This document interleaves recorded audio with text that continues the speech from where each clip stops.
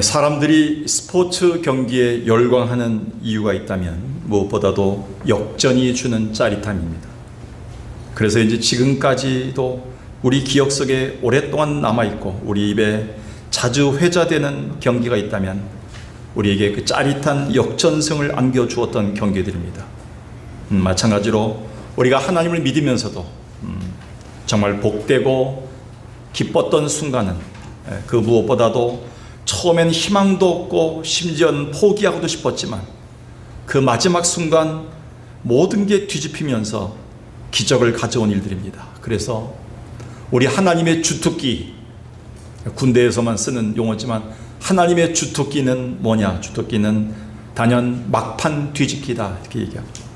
이만기가 썼던 막판 뒤집기 기술이 우리 하나님에게서 나온 것이죠. 가령 예를 들어서 예수님이 공생애를 시작하면서 팔레스타인에서 가장 먼저 행했던 기적이 뭡니까? 물로 포도주를 만들었던 표적입니다.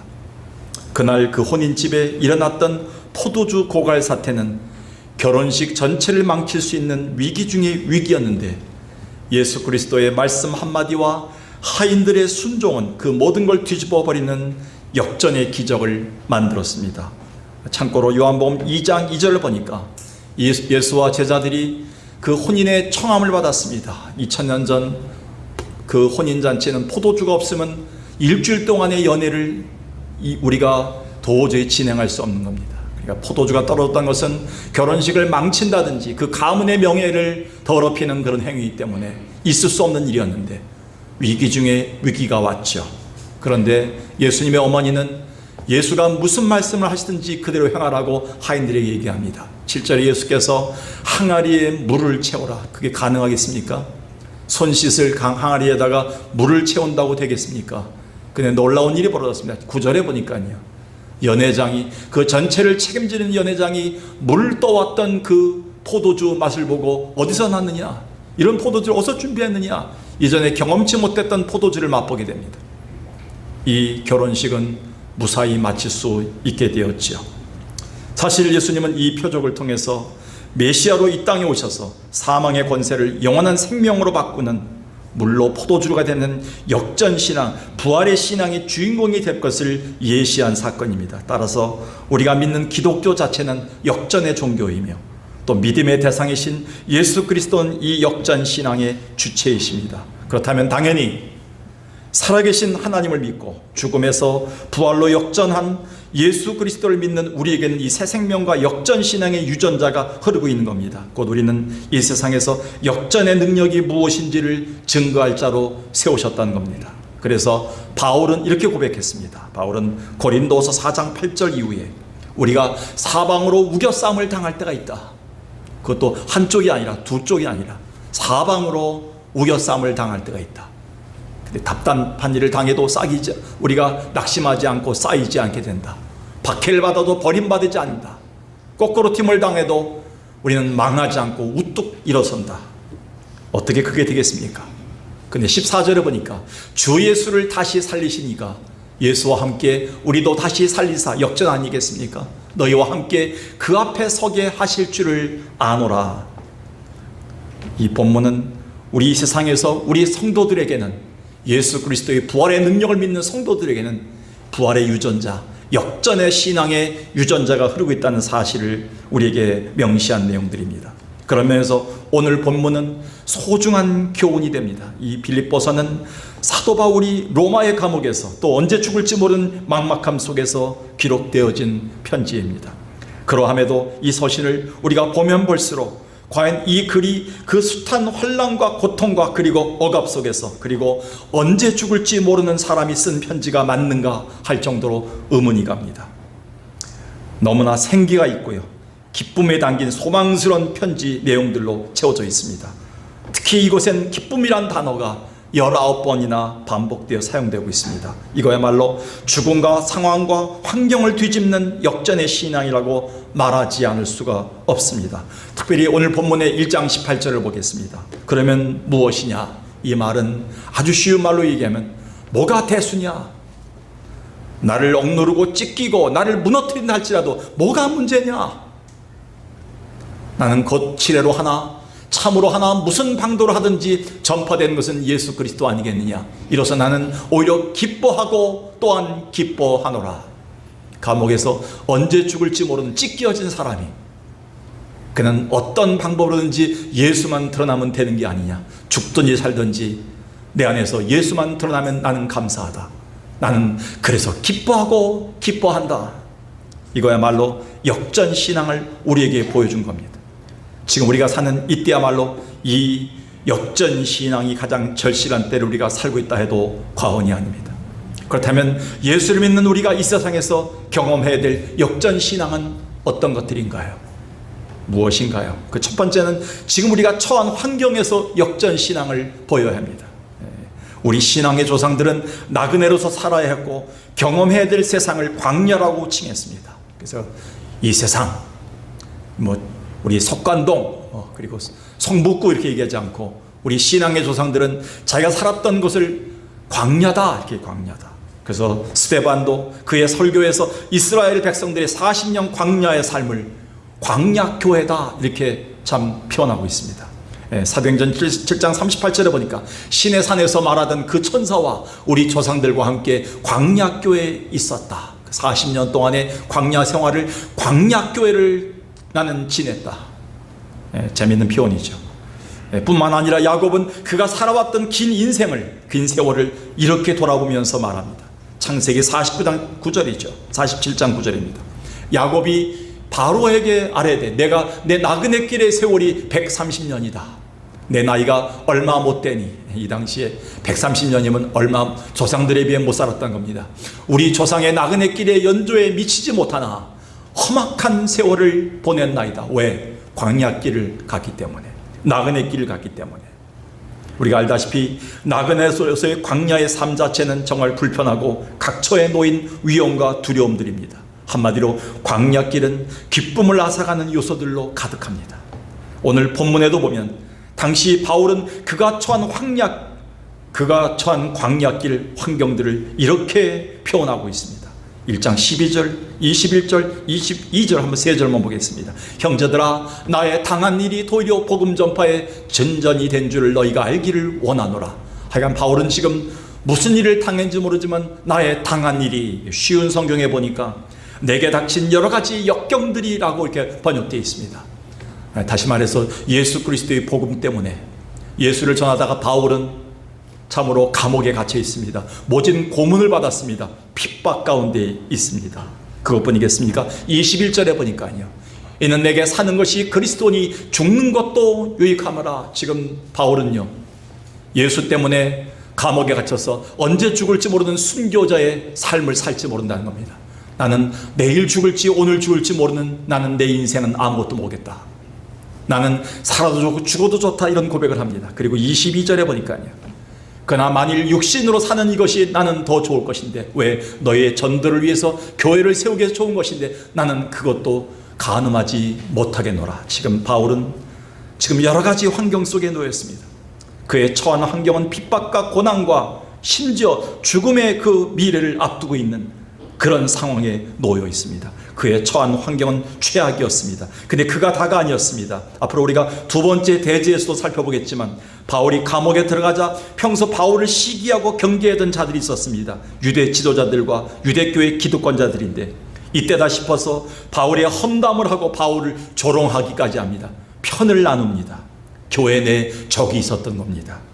15절 17절을 봅시다. 어떤 이들은 투기와 분쟁으로, 어떤 이들은 착한 뜻으로 그리스도를 전파하는데 어떤 이들이 있었어요. 그들은 뭐냐면 바울이 감옥에 갇히기가 무섭게 바울을 향해서 비난합니다. 저가 잘했으면 감옥에 가겠는가? 저가 올바르게 목회했으면 저렇게 되겠는가? 바울을 헐뜯기 시작합니다. 비방하기 시작합니다. 17절에 보니까 내가 감옥에 갇혀있는 것에 더 생채기를 내는 자들이다. 나의 매임에 괴로움을 더하게 할 줄을 생각하여 나를 괴롭게 하는 자들이 있다. 바울은 안팎으로 지금 처한 환경이 최악입니다. 이게 바울의 지금의 처한 모습으로 끝날까요? 그럼에도 바울은 그가 처한 극심한 환경들로 힘들었지만 그들 앞에 여전히 하나님의 부활의 신앙을 믿는 자로서 역전 신앙을 이렇게 보입니다. 12절, 13, 18절 보겠습니다. 형제들아, 내가 당한 일이 도리어, 이 도리어란 말을 주목하십시오. 도리어란 말은 역적, 모든 상황을 뒤집는 역적 부사입니다. 이 말 속에 포함되어 있는 그 파생된 단어들이 뭡니까? 진전이 됐다. 오히려 복음 전파의 진전의 기회가 됐다. 그리고 13절에 보니까 나의 매임이 그리스도 안에서 모든 시위대왕과 그 밖의 모든 사람에게 나타나는 기회가 됐다. 이렇게 얘기합니다. 근데 이것을 끝나지 않습니다. 18절에 보니까 나는 어떤 방법으로 하든지 간에 나는 어떤 상황 속에서도 감옥에 갇혀있으나 죽으나 사나 내 안에서 예수가 드러날 것인데 나는 그래서 기뻐하고 또한 기뻐하노라. 이게 도리어란 단어가 수식해주는 모든 내용들입니다. 계속해서 나타내다, 전파되다, 그리고 기뻐하다는 말로 귀결됩니다.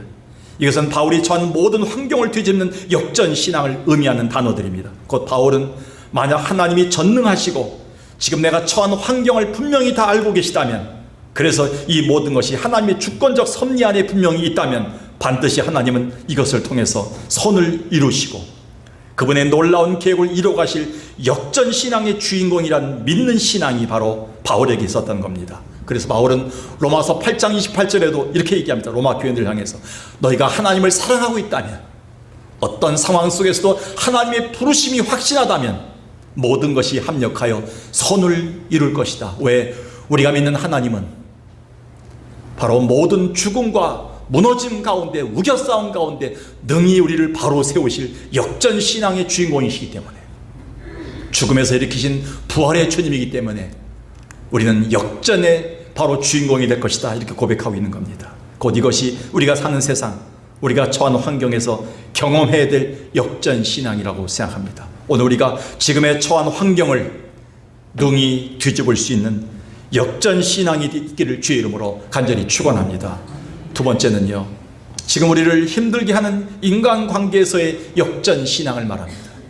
바울은 또한 그런 상황에서도 정작 그를 힘들게 하는 게 그것뿐이 아니었습니다. 앞서 말했듯이 주변에 있었던 유대 종교 지도자들이나 같은 복음 사역을 담당하던 자들의 시기와 험담들이었습니다. 이런 것들이 그에게서 기쁨을 빼앗아 갔습니다. 어떤 면에서 보면 사실 이런 문제들은 환경의 위기나 질병보다 우리를 더 힘들게 하고 꼬이게 하는 인간관계의 위기들입니다. 바울은 이렇게 그 고통을 표현합니다. 16절 17절을 보겠습니다. 이들은 내가 복음을 변증하기 위하여 세우심을 받은 줄 알고 사랑으로 하나. 그러나 17절 그들이 있었어요. 나의 매임의 괴로움을 더하게 할 줄로 생각하여 순수하지 못하게 다툼으로 그리스도를 전파하느니라. 여러분, 우리가 사는 세상은요, 이들과 그들을 다 경험합니다. 내가 어려움에 처했을 때 권사님 기도해 줄까요? 염려하지 마세요. 제가 있잖아요. 우리가 있잖아요. 염려하지 마세요. 힘내세요 하는 자들이 있는가 하면, 그거 봐라, 그거 싸다, 네가 그럴 줄 알았다. 우리에게 괴로움을 더하기 위해서 오히려 생채기를 내는 자들이 있다는 겁니다. 우리의 삶은 이들만 있는 것이 아니에요. 그들이 있다는 거예요. 바울은 이 그들을 경험했습니다. 우리 주변에는 없나요? 우리의 상황을 오히려 역이용하면서 뒤에서 바울을 비난하는 자들이 있던 것처럼 우리에게도 그들이 항상 존재합니다. 근데 잘 보십시오. 바울은 이런 상황에서도 그걸 뒤집는 역전신앙을 우리에게 보여줍니다. 18절 19절을 보겠습니다. 그러면 무엇이냐? 아까 말씀드렸듯이 뭐가 대수냐? What's the matter? 무슨 문제가 되겠는가? 문제가 하나 되지 않는다. 참으로 하나 무슨 방도로 하든지 전파되는 것은 예수가 아니냐? 이로써 나는 기뻐하고 또한 기뻐하노라. 저들이 내가 감옥에 갇혔는데 더 열심히 일하면서, 바울이 감옥에 갇혔으니까 우리가 뭔가 전부 여기서 이름을 내고 뭔가 사람들에게 평가를 받자라고 해서 열심히 일할 때 오히려 그들은 동기가 잘못되었어도 예수가 증거되고 교회가 부흥되는 게 아니냐, 하나님의 관점에서 그들을 보기 시작했어요. 그리고 19절에 보니까 이 모든 어려움들이 오히려 너희가 나를 위해서 기도하는 기회가 되고, 이 기도를 통해서 성령의 역사를 통해서 하나님이 나를 더욱더 이 문제를 해결해 줄 것이 아니냐, 내 구원에 이르게 할 줄 안다. 바울은 역전신앙을 여기에서 보여주고 있습니다. 즉 그들이 비록 그의 마음을 아프게 하고 억울함에 처하게 만들지라도 그들 또한 이 일들로 복음을 더 열심히 전파하는 기회가 되었으니 오히려 기뻐하겠다는 겁니다. 이 바울의 이런 역전신앙은 자기가 처한 힘든 상황만 바라보는 것이 아닌 우리 주님의 더 큰 관점에서 하나님 나라라는 큰 그림 속에서 전지적 하나님의 시점에서 이 모든 상황들을 보기 시작하는 역전신앙입니다. 여러분, 대부분 사람과의 관계가 꼬이게 되면요, 그분을 만나고 싶어 합니다. 자꾸 해결하고 싶어 합니다. 근데 더 꼬입니다. 하나님의 교회 안에서뿐만 아니라 가정에서뿐만 아니라 모든 것에 사람과의 관계 속에서는 사람들이 더 꼬이게 만듭니다. 사람 한 사람을 더 만날수록 더 꼬이게 됩니다. 근데 그것이 해결될 수는 없습니다. 아니올시다. 이 모든 것을 보고 계시는, 모든 것의 주관자 되시는, 교회의 주인이 되시고 가정의 주인 되시고 인간관계의 모든 만유의 주인 되신 하나님 앞에, 하나님의 관점에서 볼 때 모든 것이 풀어지게 되어 있다는 겁니다. 그분한테 나갈 때 그게 가장 빠른 길이라고 얘기하는 것이죠. 그래서 바울은 이렇게 얘기합니다. 빌립보서 2장 13, 14절에 너희 안에서 행하시는 이는 하나님이시다. 자기의 기쁘신 뜻을 위하여 너에게 소원을 두고 행하게 하시나니, 너를 힘들게 하고 너에게 상처를 주고 너에게 오해를 하는 저 사람도 하나님이 뜻을 두고 행하신 하나님의 형상이 박혀있는 하나님이 귀하게 쓰는 자녀다. 너도 마찬가지 아니냐. 하나님은 다 뜻을 두고 행하기 때문에 하나님의 계획 안에서 바라보라, 이렇게 얘기합니다. 그러면서 14절에 그래서 하나님의 안에서 생긴 모든 일은 원망과 시비가 없이 하라. 여러분, 묻겠습니다. 이 원망과 시비를 어떤 일을 보고 그럽니까? 어떤 일이 터졌을 때 여러분 원망과 시비할 때 그 대상이 누굽니까? 대부분 사람이에요. 우리가 많이 경험했지 않습니까? 당신 때문에 그렇지 않느냐. 하나님의 교회도 마찬가지입니다. 당신이 잘했으면 그렇지 않느냐. 결국 하나님에 대한 원망과 시비라고 바울은 얘기합니다. 왜? 우리 안에 뜻을 두고 행하시는 큰 계획 가운데 계신 하나님이 계시기 때문에 그 하나님에 대한 원망과 시비를 하지 말라, 이렇게 얘기하는 거예요. 그럴 때는 전혀 우리에게 역전할 수 있는 신앙이 없다, 이렇게 얘기하는 것이죠. 이런 힘든 인간관계는 우리가 이 땅에 사는 동안 교회에서나 가정에서나 어떤 모임에서든지 우리가 겪게 되는 것들입니다. 이때 우리가 이 힘든 관계들을 기쁨으로 만들고 승리하는 게 바로 역전신앙입니다. 그런데 이것은 우리가 하나님의 관점에서만 보아야만 가능한 일들입니다. 바울은 이 역전신앙의 비결을 데살로니가 교인들에게 이렇게 얘기합니다. 우리가 하는 경건 생활에서 찾으라고 얘기합니다. 우리의 기도를 통한 감사와 기쁨의 삶에서 찾으라고 이렇게 하나님의 관점에서 이 문제가 해결될 것을 역전신앙을 보여줍니다. 그게 바로 데살로니가전서 5장 16, 18절입니다. 너무 유명한 구절입니다. 무슨 일이든지 간에 너희가 터졌을 때, 처했을 때, 힘들게 할 때 가장 먼저 우리는 뭐 해라? 항상 기뻐하라. 항상 속에는 모든 일이 다 들어가 있습니다. 그리고 쉬지 말고 기도하라. 왜 쉬면서 기도합니까? 일이 잘 될 때만 기도하기 때문에, 안 될 때만 기도하기 때문이에요. 근데 쉬지 말고 기도하라. 그리고 범사에 감사하라. 이 세 가지 단어를 여러분 주목하십시오. 항상 기뻐하라, 쉬지 말고 기도하라, 범사에 감사. 이건 우리의 경건 생활이에요. 이게 예배 생활입니다. 예배는 이 세 가지 요소가 다 들어가 있습니다. 오늘 우리가 예배 드릴 때 감사드렸습니다. 찬송하면서 기뻐했습니다. 힘든 가운데 온 자들이에요. 무거운 가운데 온 자들이에요. 일이 잘 풀려온 자들이 아니에요. 우리는 지금 수고하고 무거운 짐진 가운데 이곳에 왔어요. 근데 우리는 항상 기뻐하고 쉬지 말고 기도하고 범사에 감사하고 있어요. 왜 그렇습니까? 그리스도 예수 안에서 너희를 향하신 하나님의 뜻이 있기 때문에 그렇다는 거예요. 24절 한번 다 같이 읽어보겠습니다. 시작. 너희를 부르신 이는 미쁘시니 그가 또한 이루어 주시리라. 여기 미쁘다는 말이 뭡니까? 믿고 의지할 만하다. 한 번도 실수하지 않는 하나님이시다. 그분께 믿고 의탁할 만한 분이시다, 이런 뜻이에요. 미쁜 하나님. 그 하나님이 우리를 부르셨다면 우리에게 생긴 모든 일도 그 하나님이 풀어주실 것이다, 라는 뜻이에요.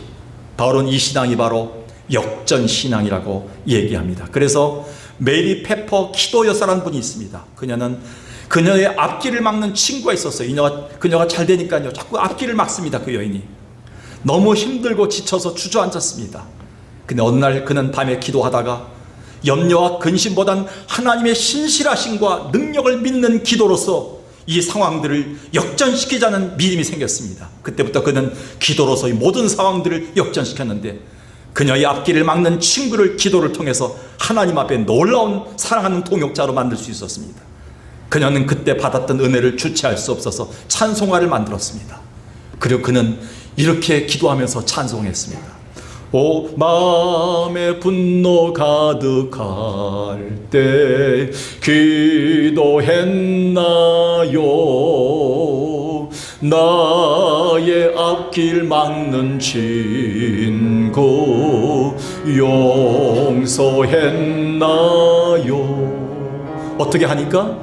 기도는 우리의 안식 빛으로 인도하니 앞이 캄캄할 때 기도 잊지 마시. 3절까지만 부르겠습니다. 어려운 시험 닥칠 때 기도했나요? 주가 함께 당하시. 우리는 능히 이 문제를 해결할 수 없습니다. 주님이 함께 당해주시면서 해결하는 겁니다. 기도는 우리의 안식 빛으로 인도하니 앞이 캄캄할 때 기도 잊지 마시오. 오늘 우리를 힘들게 하는 인간관계를 만났을 때 역전의 신앙으로 능히 승리한 자 되길 주의 이름으로 간절히 축원합니다. 마지막으로요, 지금 우리를 두렵게 하는 것에서의 역전 신앙을 말합니다. 첫 번째는 뭐였습니까? 첫 번째는 우리가 처한 환경에서의 역전 신앙을 얘기합니다. 두 번째는 뭡니까? 지금 우리를 힘들게 하는 인간관계에서의 역전 신앙을 말합니다. 세 번째는 뭡니까? 지금 우리를 두렵게 하는 것에서의 역전 신앙을 말합니다. 그 당시 바울과 성도들에게 있어서는 그들의 광야길에서 종종 기쁨을 앗아가는 또 다른 요소가 있었으니 곧 언제 닥칠지 모르는 죽음과 그로 인한 두려움의 문제였습니다. 이것은 위대한 사도이며 천국의 소망이 있던 바울에게도 마찬가지였습니다. 빌립보서 1장 22, 23절을 다시 한번 살펴보니까요, 바울의 심정을 알 수 있습니다. 만일 육신으로 사는 이것이 내일의 열매일진데, 사실 바울은 좀 살고 싶었어요. 지금 감옥에 갇혔지만 순교보다는 좀 더 살기를 원했어요. 근데 내가 무엇을 택해야 될지 나는 권한이 없다. 23절에 보니까 패닉 상태를 얘기합니다. 내가 이 둘 사이에 끼었다. 난 언제 죽을지 모르는데 살고도 싶다. 살면은 너희에게 전도가 되고 교회를 돌아올 텐데 하나님이 나를 죽이시면 할 수 없이 난 순교당하는 것이다. 이렇게 얘기합니다. 바울이 처한 사회는 둘 사이에 끼어있는 패닉 상태입니다. 바울은 자신을 압박하고 조여오는 죽음의 패닉 상황에서 비록 그것이 계속 짓눌렀음에도 불구하고 그 두려움과 절망을 넘어선 이러한 신앙 고백을 또 해냅니다. 20절, 21, 24절을 보겠습니다. 이제 온전히 담대하여 살든지 죽든지 내 안에서 그리스도가 존귀히 드러나면 된다. 이렇게 얘기합니다. 그리고 21절에 보니까요, 이는 내게 사는 것이 그리스도니 죽는 것도 유익하다. 24절에 내가 육신으로 있는 것이 너희를 위하여 더 유익하다. 바울은 마치 죽음을 초월한 듯한, 죽음을 환영한 듯한 이런 태도를 보입니다. 물론 바울에게는 천국에 대한 분명히 확신과 소망이 있는 자였지만 여전히 연약한 인간에게 불과한 그에게도 죽음이란 괴물은 삶의 기쁨을 앗아가는 공포를 주는 두려움의 요소입니다. 뿐만 아니라 그 죽음이 가져오는 고통과 사랑하는 이들과의 이별, 또 그것에 대한 상실감은 우리와 동일한 겁니다. 얼마 전에 스스로 목숨을 잃은 아이, 대학생 아이의 죽음 앞에서 제가 장례식장을 갔다가 예배 1시간 내내 계속 울음바다에 있는 그것을 주목하게 되었습니다. 바로 옆에 내가 신방을 갔다가 봤는데요, 20살짜리 밖에 안 있는 아이가 그렇게 좋은 대학에 들어갔는데 스스로 목숨을 끊은 것 때문에 부모와 형제들이 그렇게 1시간 동안 우는 거예요. 그 아픔을 어떻게 우리가 다 가눌 수 있겠습니까? 저는 그때 생각해 봤어요. 왜 우리가 저렇게 울 수밖에 없는가? 예배를 드리면서 저렇게 울 수밖에 없는가? 죽음이 우리에게 아픈 이유는 뭔지 아십니까? 이별의 아픔이에요. 다시는 따뜻한 체온을 느낄 수 없다는 거예요. 다시는 만질 수 없다는 거예요. 다시는 그 음성을 들을 수 없다는 거예요. 우리는 가정에서, 가정사를 통해서 온갖 것을 다 경험하면서 이 죽음이 주는 고통을 우리는 겪어왔어요. 바울이 천국에 소망이 있다고 죽음에 대한 공포가 없었을까요? 죽음은 살고도 싶었어요. 이것이 바울의 심정이었어요. 우리와 같은 사람이었어요. 그럼에도 바울은 역전신앙을 우리에게 보여줍니다. 즉 당장 자기가 죽고 사는 문제가 걸려있음에도 마치 그 죽음을 넘어선 믿음을 우리에게 보여주는데, 이것이 바로 내가 살든지 죽든지 어떻게든지 그것을 통해 예수님만 드러나면 된다는 거예요. 여러분, 조영기 목사님을 키웠던 조영기 목사님의 장모님 최자실 목사님, 최자실 목사님의 그 표어가 뭡니까? 살면 전도요, 죽으면 천당이다. 그가 목숨을 걸고 목회했던 이유는 살면 전도고, 주님 살려주시면, 오늘도 살려주시면 전도하겠습니다. 죽음은 주님과 함께 거하는 것입니다. 마귀도 꼼짝하지 못했어요. 이 최자실 목사님 앞에서. 이게 바로 바울의 신앙이었어요. 오늘 20절에 보니까 그리스도가 존귀히 되면 나는 된다. 바울이 얘기했어요. 나는 죽으나 사나 예수 그리스도만 존귀히 되면 된다. You will be exalted. 이 말이 뭡니까? 존귀하게 되다. 헬라어로 메갈리노. 이 메갈리노가 뭐냐면 예수님만 크게 드러나면 된다. 예수님만 확대되면 된다. 예수님만 높여지면 된다. 예수님만 영광이 되면 된다. 예수님만 위대하게 하면 된다. 이게 바울의 목표였어요. 삶에. 난 죽으나 사나 예수님만 드러나면 된다. 죽고 사는 게 내가 문제가 아니라 자기가 어떤 상황에 놓여진다 하더라도 교회만 드러나고 예수님만 드러나면 된다.